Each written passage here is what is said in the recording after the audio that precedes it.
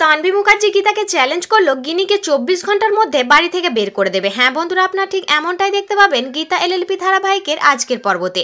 শাস্তিক ব্রজবালা মুখার্জিকে বলে, ঠাম্মি তুমি তোমার বড় নাতবউ আর ছোট নাতবউয়ের খুব সুখ্যাতি করো তাই না? আমি যখন গিনিকে বার করে দেবো বলেছিলাম, ওকে ভালোবাসি না, ওর থেকে সংসার করতে চাই না, আমি ওকে সহ্য করতে পারছি না, তখন তুমি আপত্তি জানিয়েছিলে। আর আজকে যখন ডিভোর্স ফাইল করছি তাও তুমি আপত্তি জানাচ্ছ।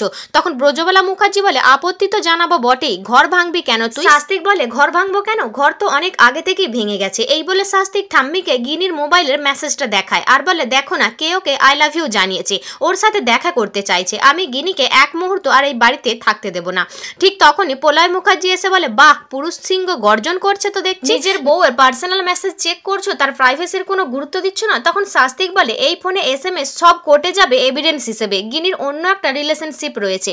তখনই গিনি এসে বলে, না আমার কোনো রিলেশনশিপ নেই। তখন গিনি বাড়ির সবার কাছে হাত জোর করে বলে, আপনারা আমাকে বিশ্বাস করুন, আমার অন্য কারোর সাথে রিলেশন নেই। তখন তানভি এসে বলে, হ্যাঁ তুমি একেবারে তো ভাজা মাছটা উল্টে খেতে পারো না, তোমার পুরনো কত সম্পর্ক ছিল তুমি সব জানো, তুমি শুধুমাত্র এ বাড়িতে বউ হয়ে ঢুকেছো টাকার লোভে, তুমি আমার ভাইকে ফাঁসিয়েছো, তোমার ক্যারেক্টার সম্পর্কে না আমার খুব খারাপ ধারণা রয়েছে। তখন গিনি বলে, আমাকে ফাঁসানো হচ্ছে, আমি ঈশ্বরের নামে শপথ করে বলছি আমি নিরপরাধ।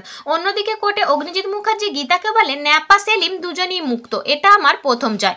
তুমি নাকি বলেছিলে তুমি ঈগল আর আমি সাপ, তুমি হেরে গেছো ঈগল পাখি, তোমার ডানা পাখনা আমি সব ছেঁটে দিয়েছি। গীতা বলে, ঢোড়া সাপ মনে হয় নিজেকে গোকরো সাপ ভাবছে, আর ঈগল পাখির পাখনা ছিঁড়ে ফেলার ক্ষমতা আপনার নেই, দানা ছড়িয়ে না শালিক চড়ুই পায়রা এদেরকে ধরা যায় কিন্তু ঈগলকে নয়।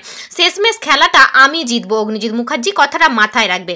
ঠিক তখনই সেখানে তানভি মুখার্জি আসে আর বলে, সাঁড়াশি আক্রমণ চলছে, তোমার দিদি তোমার জন্য কোর্টে অপেক্ষা করছে, কান্নাকাটি করছে, আসলে ওর ক্যারেক্টার নিয়ে অনেক কনফিউশন তৈরি হয়েছে। তখন গীতা বলে, তানভি মুখার্জি আপনি ঠিক করে কথা বলুন। তানভি বলে, আমি এখানে দাঁড়িয়ে রয়েছি তোমাকে বুঝিয়ে দেবো গিনি মাত্র আর 72 ঘন্টা আমাদের বাড়িতে থাকবে, তারপর ওকে তুলে বাড়ির বাইরে বের করে দেবো। তো বন্ধুরা, তাহলে কি সত্যি গিনিকে মুখার্জি বাড়ি ছাড়তে হবে? তোমাদের কি মনে হয় কমেন্ট করে জানাবে।